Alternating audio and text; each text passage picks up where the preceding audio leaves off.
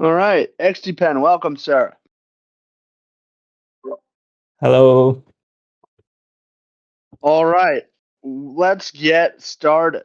So, for those of you that are not regulars here, the way this typically goes is that we go around hearing from contributors, what they're working on, what's on their mind, et cetera, and then we open up the floor for discussion.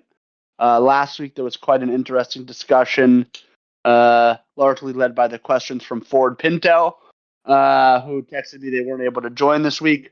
But hopefully there's some more interesting questions and stuff to talk about from the community. And otherwise, we will talk about what's on my mind, what I'm paying attention to in the system if we have extra time at the end.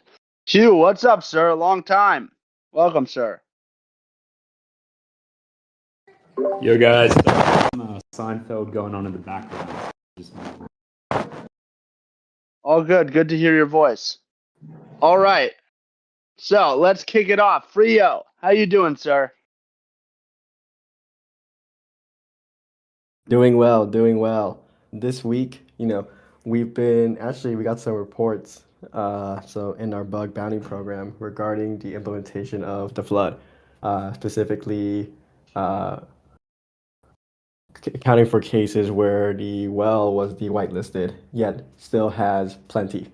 So in this case, given that we de-whitelisted the was Soul Pool and the Weave Pool, and there are users that still have assets from the flood, there was an edge case not accounted for there. So we are still investigating and resolving that. Other than that, I wrote a couple specs for people, for uh, Xtiphen to look at relating some upgrades, some minor upgrades to the composability of the protocol. So, Fayaz has joined, but Fayaz has been working on revamping the pod marketplace. And one of the things that he's worked on is making it very easy to kind of clear multiple listings in one transaction. The user has an option for given a certain price they want to purchase pods at in a certain range, fill all the listings that will, accomplish that. And given that we're trying to minimize cost and minimize the friction in purchasing all these orders, in addition to Tractor, Tractor made it so that the number of plots that people have, generally speaking, is much, much higher just due to the cultivation system.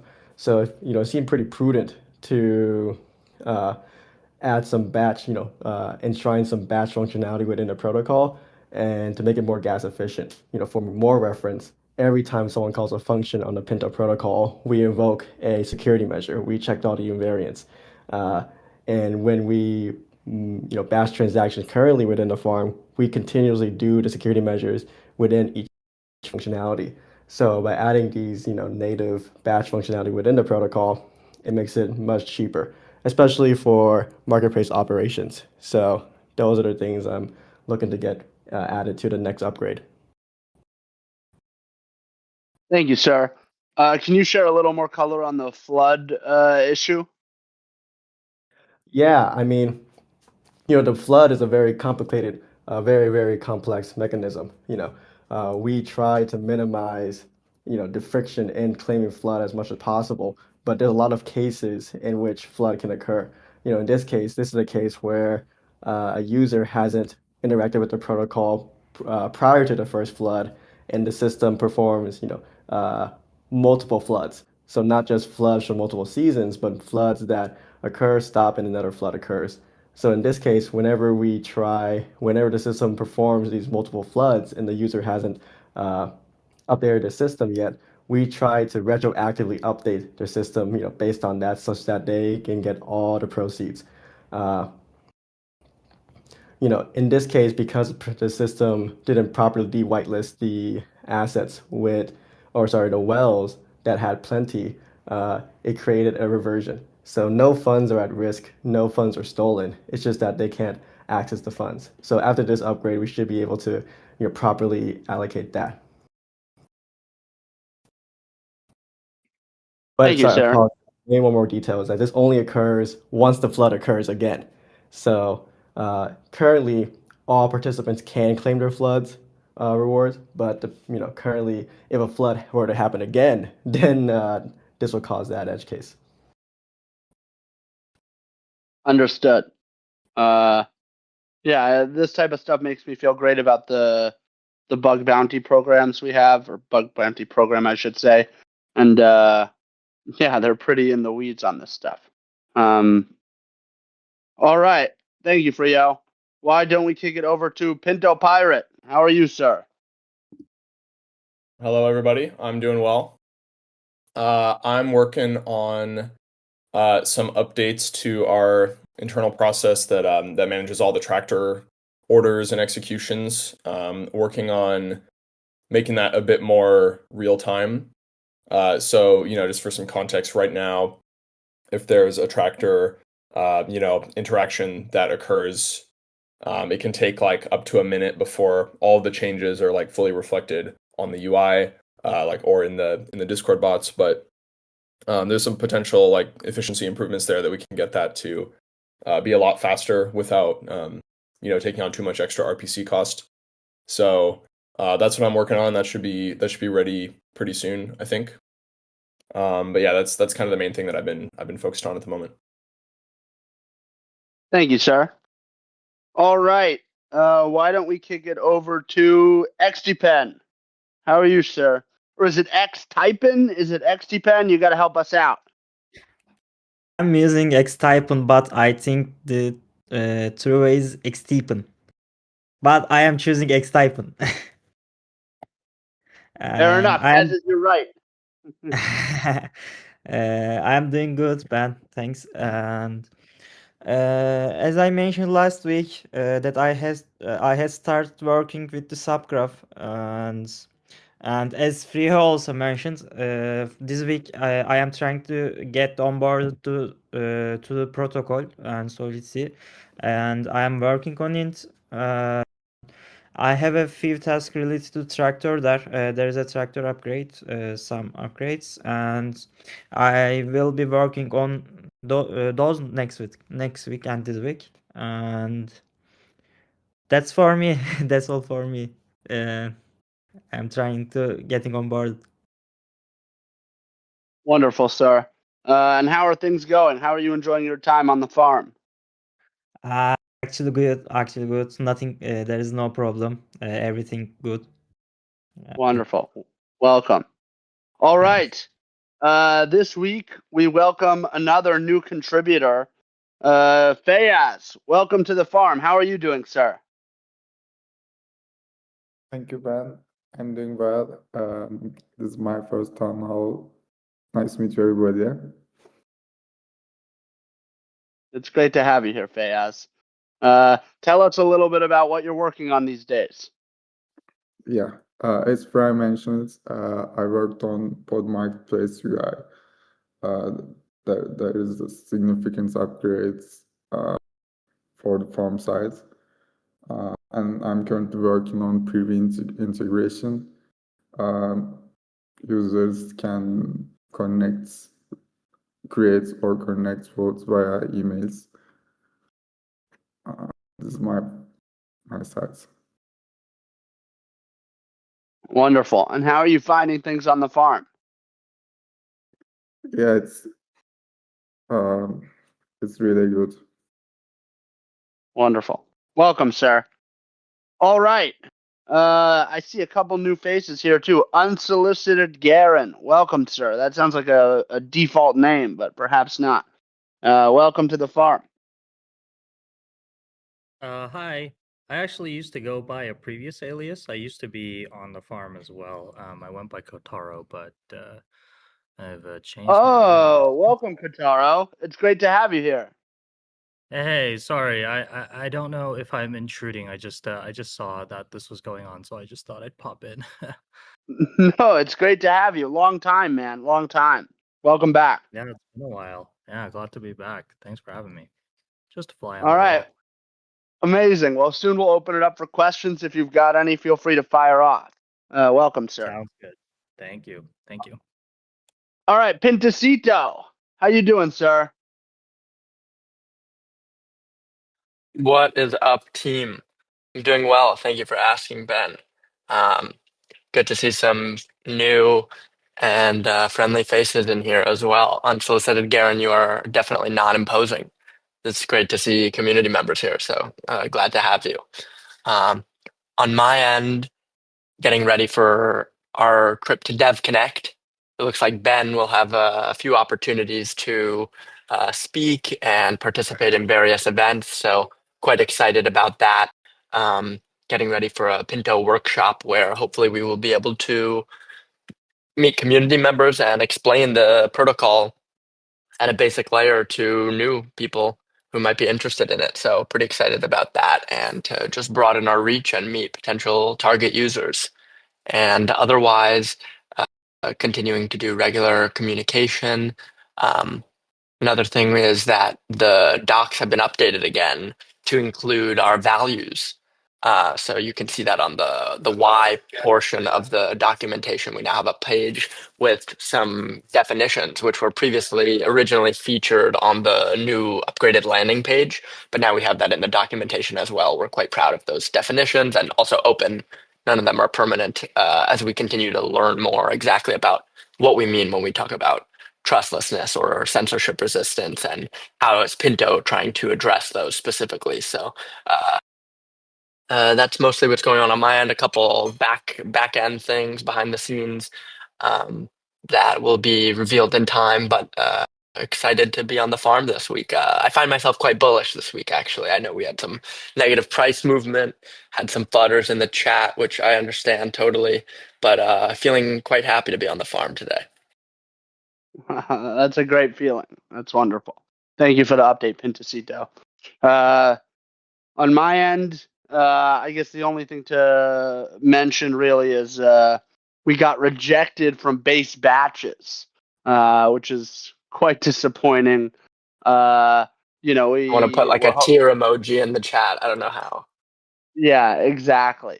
And we were looking at I was looking at some of the the projects that they accepted, and it's a little disappointing, but I guess base isn't ready to be this far out there on the risk spectrum. So for now, we'll just continue to try to figure out our own distribution methods, and what are you going to do?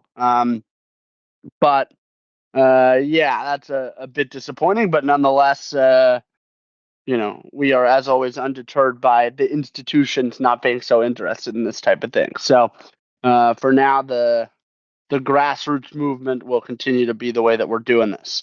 All right. Why don't we open up the floor to questions, comments, thoughts? The floor is open. Bud, whatever people have.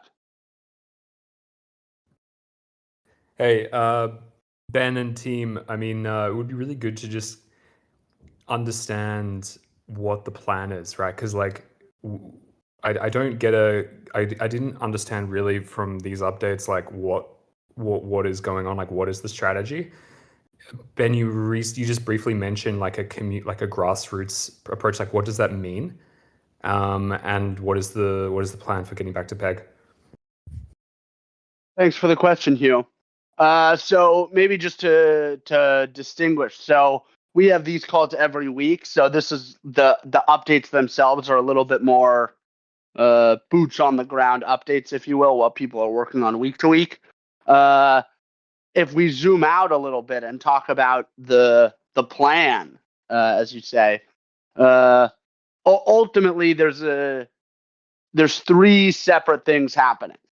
One, the development of the protocol is continuing full speed ahead, and I think now 2 weeks ago, maybe it was last week, we put out PI 13, which introduced the dynamic convert up bonus, which, as we've sort of been talking about, marked the culmination of layer 4 of the incentive mechanism of the protocol, which is quite a big achievement, years in the making at this point.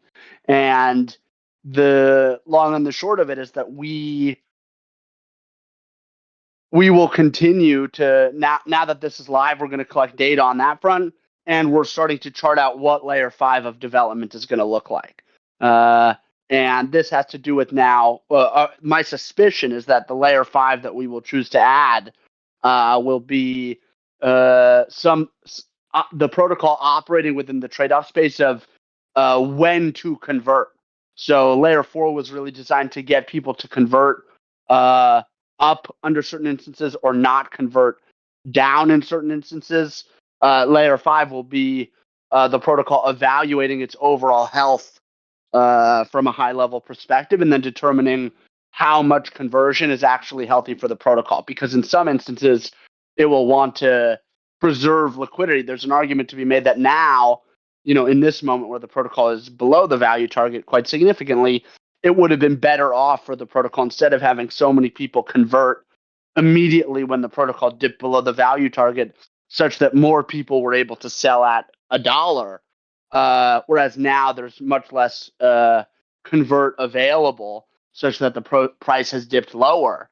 You can see there's sort of a trade-off space between short-term volatility minimization, but at the cost of potentially longer-term realized volatility.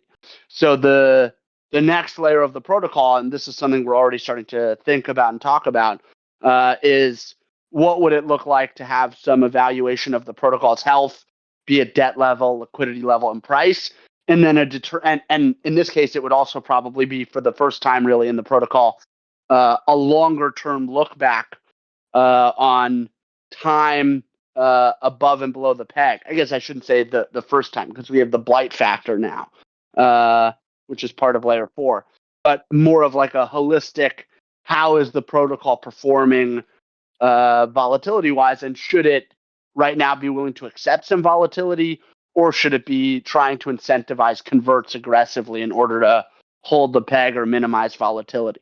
So one of the arcs, and I'm happy to talk more about the layer 5 and the trade-off space that we're thinking about, is to continue to develop the core protocol, which ultimately, given still in the grand scheme of trying to create a new money, even though we're in year 5, around Thanksgiving, it'll be year 6 since Brendan and I first decided to embark on this journey. The reality is that the most important thing is to continue to develop the protocol.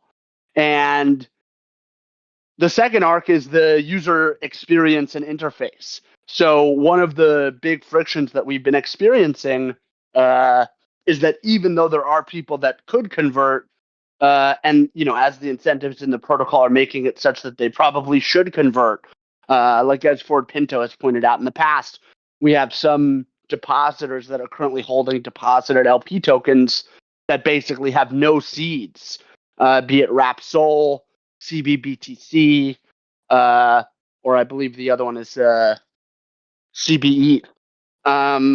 And we, at some level, you can't know why people aren't doing the most efficient thing.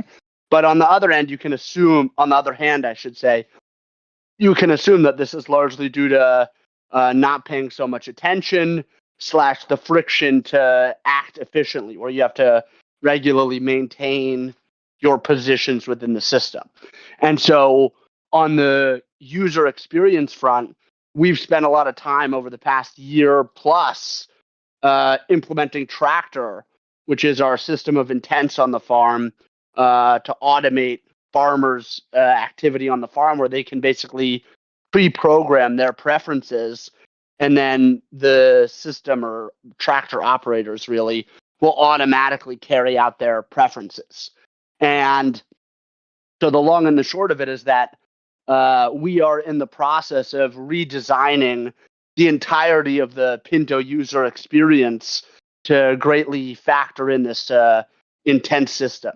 And we believe that by doing this, we can, one, minimize the instances where farmers are, holding LP like it's happening now, where there's sort of a I don't know if we could call it a tragedy of the commons per se, but certainly it's suboptimal from the protocol level. The reason I don't think we can necessarily call it a tragedy of the commons is because it doesn't seem like they're doing it out of their own individual incentives. It's just they're probably not paying that much attention, and it's causing harm to the overall system, right? So the other the other half of the user experience thing is the materials and the content. So this is the big project that Pintocito and I embarked on at the end of this summer to really revamp all of the materials and documentation to enable people to get up to speed on what's happening on the farm. And if you go check out the newest docs, all of that's there. So the other half of the puzzle now is to basically complete an update of the user experience itself. So that's arc 2, which I think is quite a, ultimately recreating the user experience on the farm around Pinto, like around this tractor stuff with Pinto, is quite a work. So it's going to take a little time, but we now have some new contributors that are going to help out with that, which is super exciting. And then the third arc is utility. Ultimately, building this thing in a vacuum and not having anyone use it only gets us so far, right? So on the one hand, it's great to demonstrate the efficacy of the incentives in isolation, but we are at the point, particularly with the completion of layer 4 of the protocol, where it feels like having people use the protocol and having other protocols adopt Pinto is really an important part of the progress we're going to make here. And personally, I feel like it's time. It's really the first time I feel this way since we started working on this, that it really is ready for prime time. And we don't know if it's going to work at scale. There's definitely room for improvement on a lot of different fronts, but it feels like things are developed enough where, it's time to really focus on adoption of this thing. So on this front, and this isn't directly related to Pinto, but Brendan and I have been working on a new exchange called Nebula, which we're quite excited about. It's been quite a large technical project, and we think it's going to be the best decentralized exchange that exists by far when it comes out sometime early next year. And we intend to, probably not day one because we don't want to fragment liquidity, but shortly after launch, we intend to support Pinto settled perps. And maybe other protocols will adopt Pinto beforehand, but we've had quite a hard time in our history getting others to adopt this thing. And so we're going to lead by example and integrate Pinto into our new exchange. And the cool thing, it'll actually be S Pinto settled perps, which are the ERC20 wrapper for Pinto. And the cool feedback loop around S Pinto settled perps is that the interest paid to S Pinto holders will subsidize the funding rates on the perps. So on the one hand, you don't have perfect exposure to BTC if you're in like a BTC Pinto perp, because you're also exposed to the S Pinto price. But on the other hand, in practice, the funding rates on both sides of the trade are subsidized by the Pinto funding rates.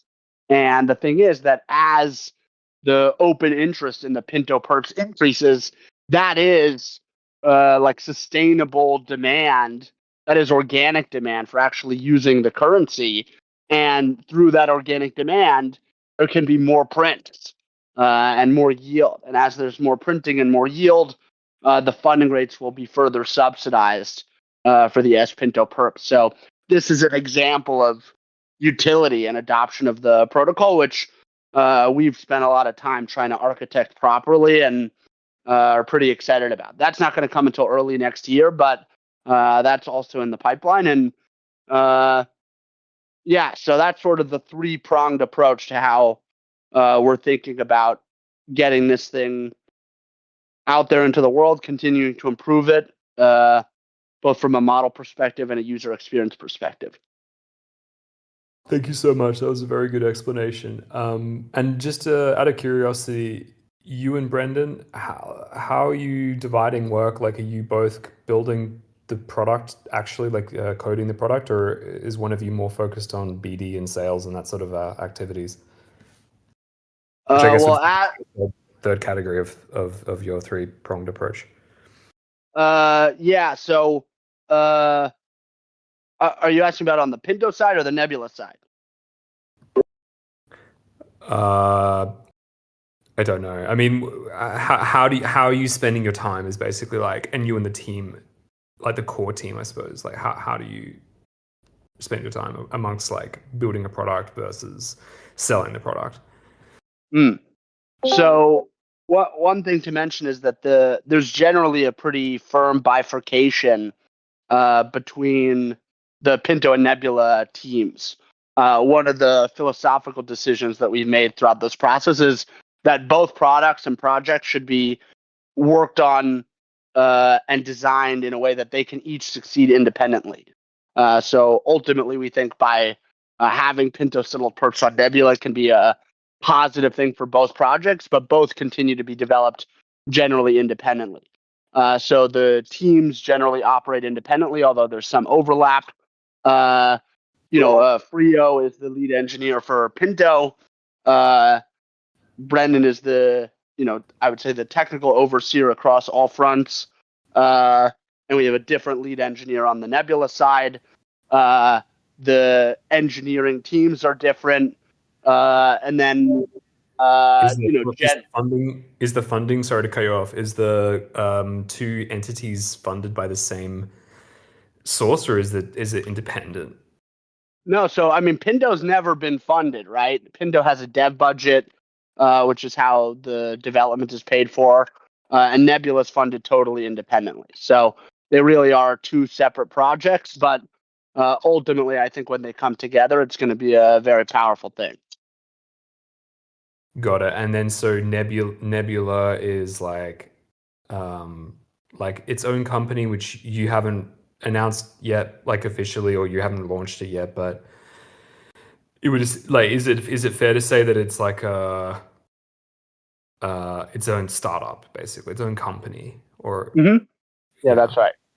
Okay, cool. Are you like raising at all, or are you continuing to do the crypto native approach for Nebula? For Nebula, it's a bit of a bigger technological work, whereas Pinto is just a series of smart contracts, which is a little bit simpler in the grand scheme of things, even though it's quite a technical project.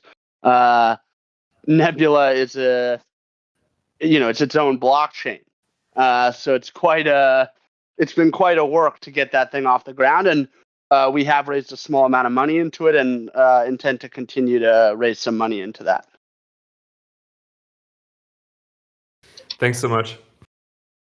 Thank you, Hugh. All right. What else? What other questions do people have? What's up, Mod? Welcome, sir. So, gang. What's up, Mods? Yeah, How's everyone doing?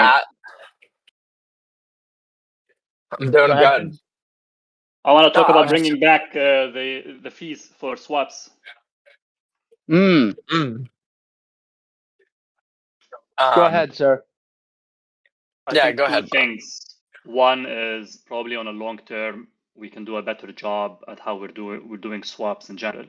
But in the short term, we're leaking money through arbitrage. So I think putting in the fee switch is a short-term solution to reduce that. But in the long term, we can also probably do a better job at how we are just swapping the whitelisted or the silo assets. Totally. I think this is one of the places where our idealism has a little bit gotten the best of us. Where on the one hand, in order for, formally this was a Bean idea, but in order for Pinto to become a medium of exchange, we figured it was best to have the lowest friction possible swaps. But as we've learned, ultimately that exposes the protocol to quite a fair deal of arbitrage. So the short answer is I think you're absolutely right.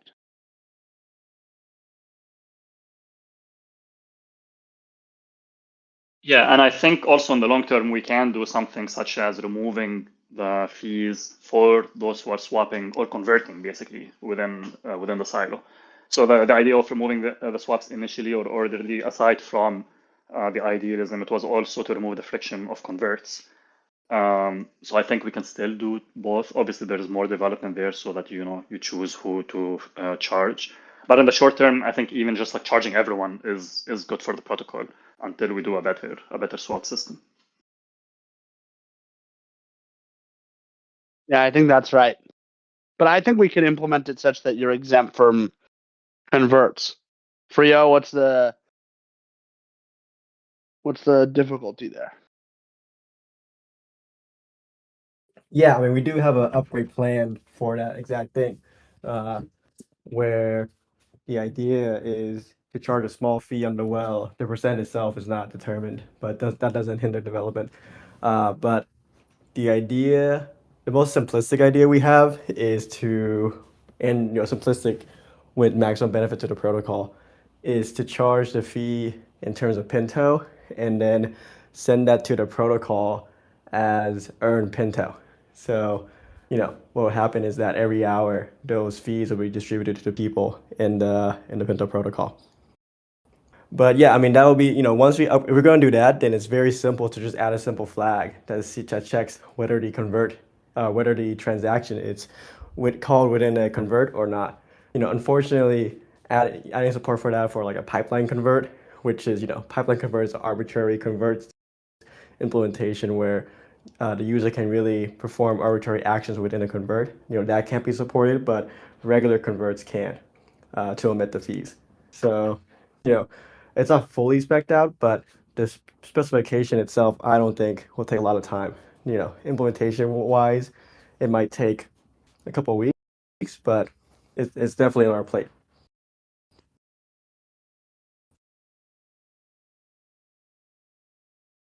Thanks, Frio. And thank you for your idea, Mod.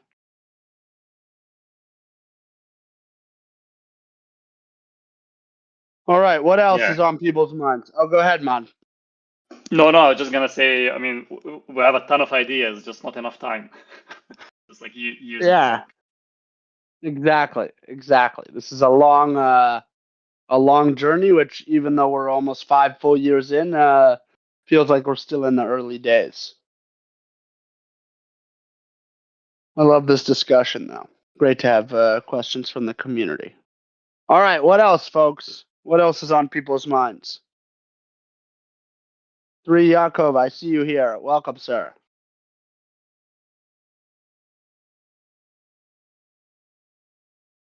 I don't think we can hear you.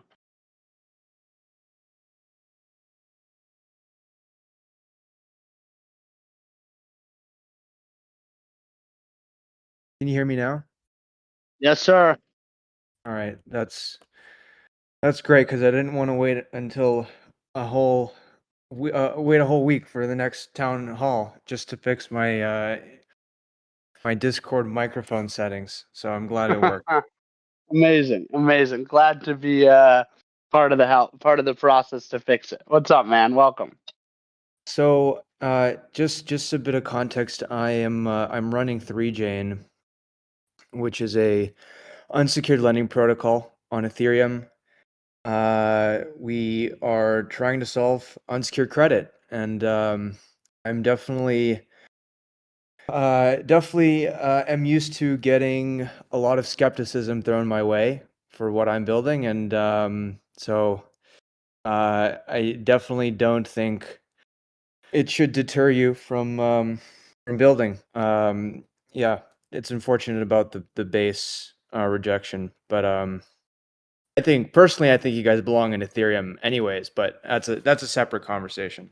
Anyways, I wanted to ask a question about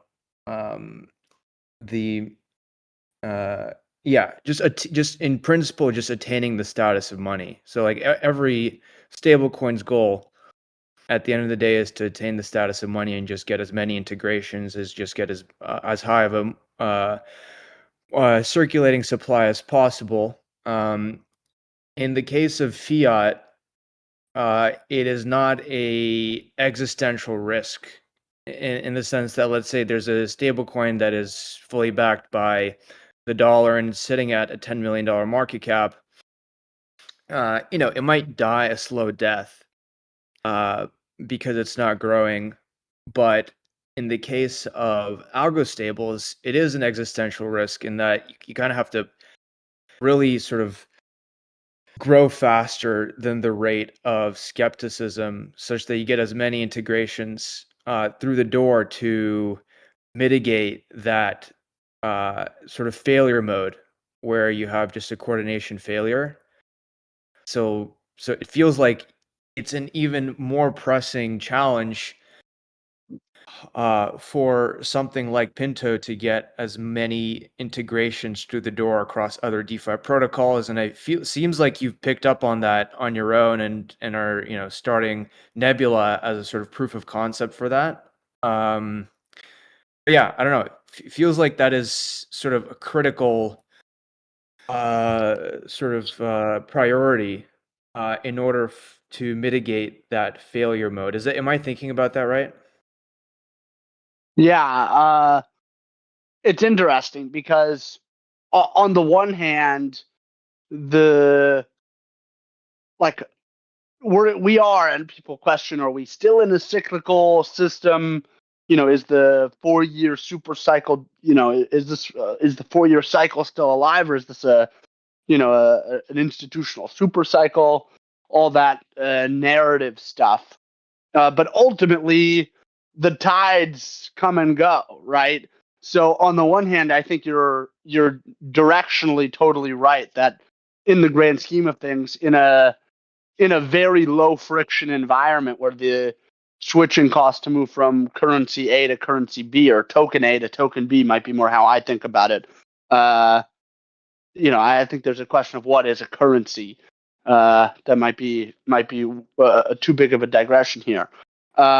But the point is, in this very low friction environment, ultimately adoption is the name of the game, and having other protocols start to support a token is a big part of the function. At the same time, I don't think that the adoption has to be continuous.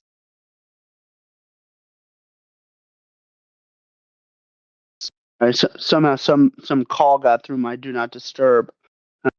These bot calls are quite aggressive. Apologies. On the distinction I would make, though, is ultimately sort of implicit in your question is that you need continuously increasing adoption. And I think one of the core elements of the way that we've designed the system is we do believe that it's inevitable to have periods of time where demand is net shrinking, where either just because the general crypto market is not doing well, or for whatever reason, there's a short-term, even a medium-term decrease in demand for the currency. And so part of the way that the system is designed is to make sure that, one, during those periods of time, the protocol can minimize volatility reasonably despite the decrease in net demand for the system. And sort of implicit in this is that, maybe I should say implicit in your question, is the idea that the only way for the system to sustain itself is perpetual growth. And at some level, that's true, right? Because this is a debt-based system, and as is the case with your unsecured loans, right? Ultimately, the idea is for the unsecured loans to be used to create new value, and that increase in value that's created as a function of your loan, that's sort of how you get paid back. So in a similar way, the expectation is that through this currency, there will be a natural growth in the Pinto native economy, such that there can continue to be a yield paid out to the holders. But at the same time, there is built into the model a variety of ways, and this was sort of the conversation earlier about layer 4 and layer 5 of the model, where the system can determine when it's best to minimize volatility as much as possible and when it's better to realize some volatility. Ultimately, there's a trade-off space there. So I guess and I don't know how great of an answer this is to your question per se, but the points I want to make is, one, adoption is very important. As you pointed out, we are trying to put our best foot forward and lead the charge there, given the friction we've had in having other protocols adopt formerly Bean and now Pinto. And so we want to show people the power of it ourselves and hopefully kickstart a wider adoption period within Pinto. But at the same time, I'm just trying to push back a little bit on the idea that you need perpetual new adoption in order to keep this thing going. Instead, it's like, well, you're going to have natural cycles where it's getting adopted a lot. And as a result of the adoption, there's a lot more yield. And as a result of the yield, there's more adoption. And then you're going to have periods where there's decreasing demand for the protocol. And the system needs to be able to handle that as well. If I didn't answer any of your question or you have, follow up, please feel free. Well, I mean, yeah, in the case where there's growth, the use case is clear. You're just generating yield. But yeah, I'm thinking more about that secondary case where, yes, inevitably you will have cycles where the demand goes down, and this is just another tool in the toolbox, if you will, alongside all of your layers, to mitigate or to just minimize the opportunity cost of holding Pinto in the case where you're not earning yield, and so using it as a medium of exchange is a way to sort of keep people in the system. And if they're not earning yield and they can't really use it anywhere, then that's going to drive less demand, which just increases likelihood of being in that coordination failure state. Does that make sense?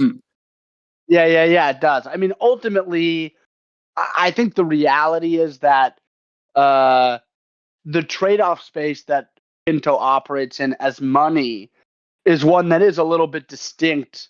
You could make an argument that it's still the same from a traditional stablecoin, a collateralized stablecoin, particularly one that is passing on some of the treasury yield back to its users, because those currencies, and I think it's better to say those tokens, what they really offer is basically no volatility, but a relatively low interest rate, right?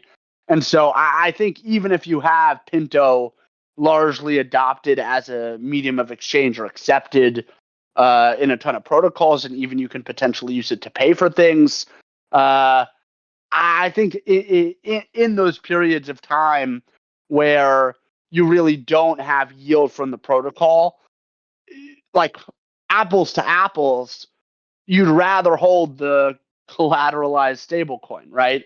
So ultimately, it either has to be that people continue to hold the Pinto because they want to hold a censorship resistant version of a medium of exchange, or because of the prospective yield that they will earn in the future, right? So the stock system, which is sort of the second layer of the protocol, the bank minimization mechanism, creates an explicit opportunity cost for leaving and coming back. But ultimately, the sort of the premise of, oh, well, we're in a period where there's no demand, just the pure utility as a medium of exchange, that can be something that keeps people here. I question if that's true. Obviously, more utility is better. If I can use the currency as a medium of exchange, that makes it like more likely that I'm just going to hang on to it.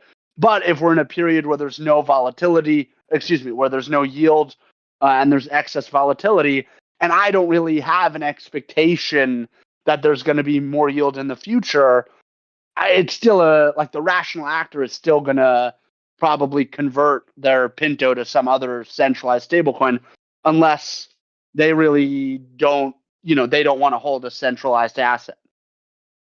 Yep, that makes complete sense. And I guess it's bullish, the fact that you're skeptical about that, because it really means you've thought through it at a very fundamental level. Okay, that makes sense to me. I'm interested in hearing though, what integrations are you thinking about that can propel this, that wheel or demand? Like, what are you thinking here? I mean, I brought this up with Ben separately. On second thought, yeah, like it seems like there's like on a there's more downside than upside. But just as like a simple example, just throwing stuff off a wall, like what if in principle, like 3-chain credit lines were denominated in Pinto?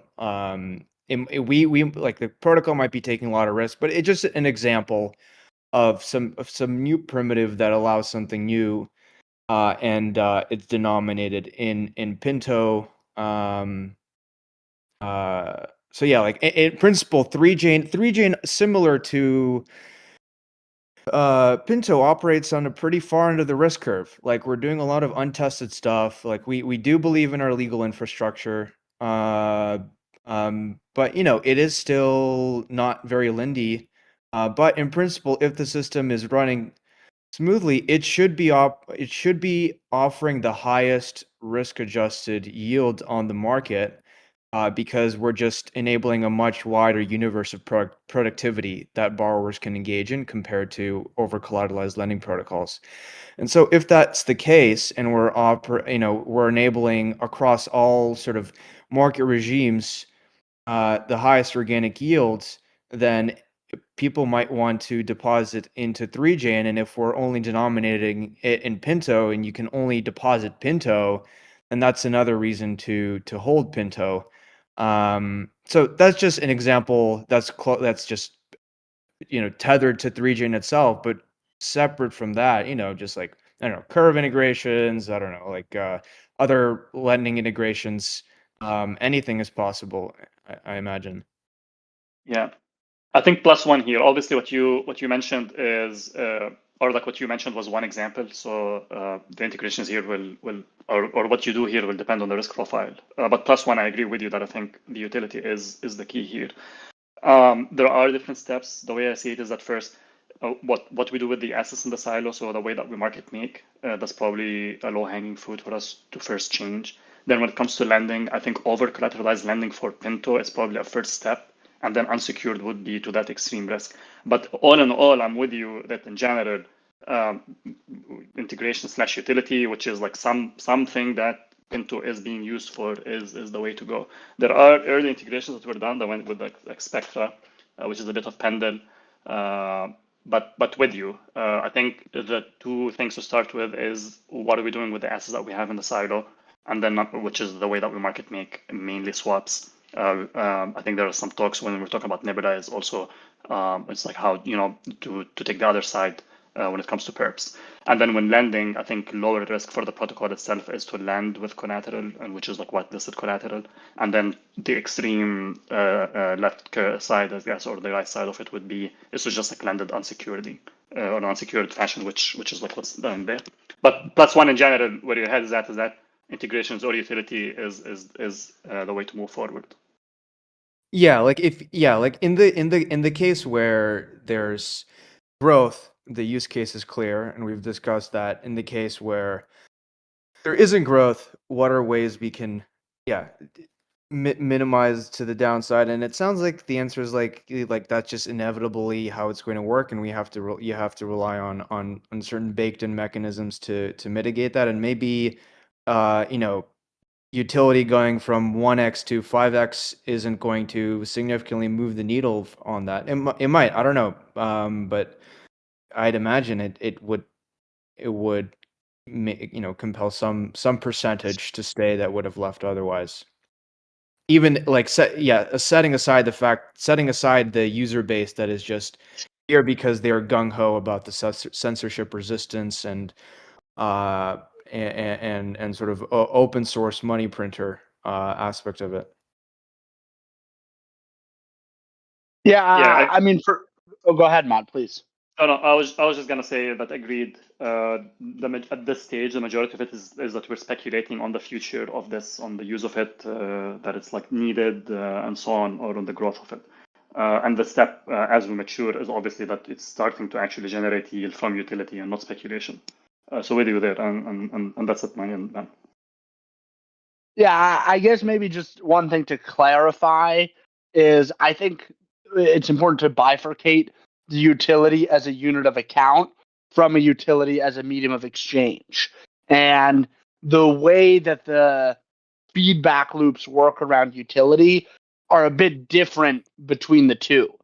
And so, like in the case where Yakov, you suggested, like 3Jane having Pinto denominated credit lines, ultimately there's a friction there where with having other protocols that aren't directly integrated into Pinto itself do this because of the opportunity, like basically whatever the hurdle rate is, the yield from the silo becomes the hurdle rate for borrowers to meet, right? So if it's like if you're going to denominate my loan in Pinto, I mean, you guys could denominate my loan in just Pinto and not factor in the yield, but that would be pretty foolish on your guys' part as a lender, of course, because I could just borrow the Pinto, deposit it in the silo,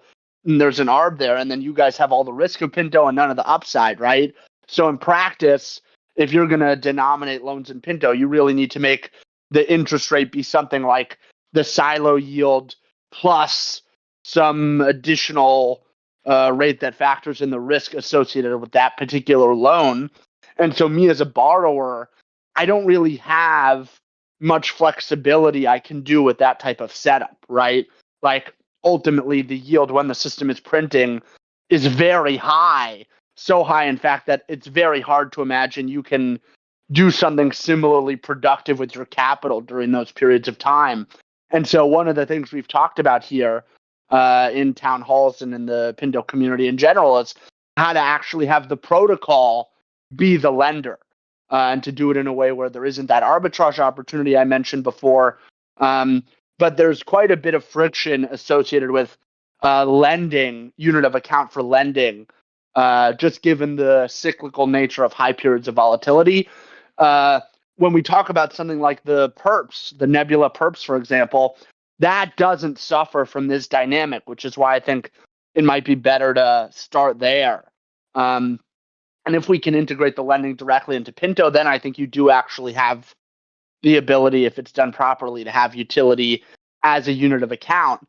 But the distinction that I really want to make is, as a medium of exchange, you are really just holding it and buying and selling it, and the utility there is you're earning some yield in the periods of time between when you sell something to receive Pinto and then when you sell the Pinto. And that is a unique trade-off space where, like good media of exchange, you sort of bifurcate store of value and medium of exchange just in terms of the time in which you're holding the asset, right? A store of value, you sell something for the store of value and then you hold it for long periods of time. Whereas a medium of exchange, you sell something for that value and then you want to quickly, with any sort of significant friction or loss of value, then trade the asset again. So in some sense, I tend to think of medium of exchange and store of value as being similar, just different temporally. When it comes to medium of exchange, there is particularly, right, like if you're selling your Pinto, you are no longer exposing yourself to the opportunity cost from the stock system. And so we're running out of time here, so I'm not, and I have another call at the top of the hour, so I'm not going to be able to do this full justice. Maybe we'll have to pick this up next week. But the point is that, like with a medium of exchange, typically medium of exchanges are fungible. Whereas in Pinto's case, if you want to get credit for the stock that you've accrued, you actually need to potentially have like we've sort of experimented with the idea of this is two-dimensional money, which in an on-chain context where everything's low friction, maybe you can get compensated for the Pinto, the raw value of the Pinto, and then some additional premium on that value for the stock you have. But of course, historically, media of exchanges are fungible, whereas in this case we're sort of talking about a loss of fungibility if you want to get credited for the stock. So I kind of butchered this because I sped through it, but the point I'm trying to make is utility, no matter what, it's very high friction at this point in time. So this is why, at least for the first couple years, we've really been focused on just getting the model to a place where it's really strong. And now that it finally feels like we're there, now we're starting to think about, okay, like, how can we take these additional steps, which are quite large hurdles to get over, and get to a point where, you know, you have real utility. But in the case of lending, as I highlighted, there's a lot of friction. I think there's lower friction as a settlement asset for something like perps, which is why we're aggressively moving there. And then when it comes to medium of exchange, you know, as I was trying to articulate, and I don't think I did such a great job, there's also quite a lot of friction there because of, you know, you don't really want to lose the stock that you've accrued. But if that's the case, then it's like, okay, well, I want to get compensated for the stock.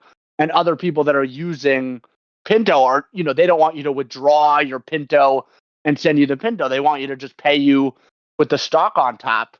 But it's like the infrastructure that's required to do that is quite large. So, yeah, I'm sorry I ran through that a little bit. I am going to have to hop in 30 seconds or so. But maybe that gives you a sense, Jakob, for why so far we've been solely focused on the model and are now starting to tackle the bigger problems around adoption. Yeah, thanks for the explanation. But yeah, all in all, I think we can all agree that Pinto is the most evolved and sophisticated iteration of any algo stable. And I think if anyone's going to solve this problem, it's going to be you guys. So I'm bullish. Thank you, sir. Thank you for the kind words. Hope to see you in next town hall too. Appreciate your questions and your ideas. All right, I am going to have to hop. I'm sorry to do this, as I love to keep these conversations going typically, but I have another call. So thank you, everyone, for coming. Thank you for the ideas and the questions, as always. Thank you to the contributors, and we'll see you guys next week. Take care. Peace, guys. Take it easy. Bye, guys.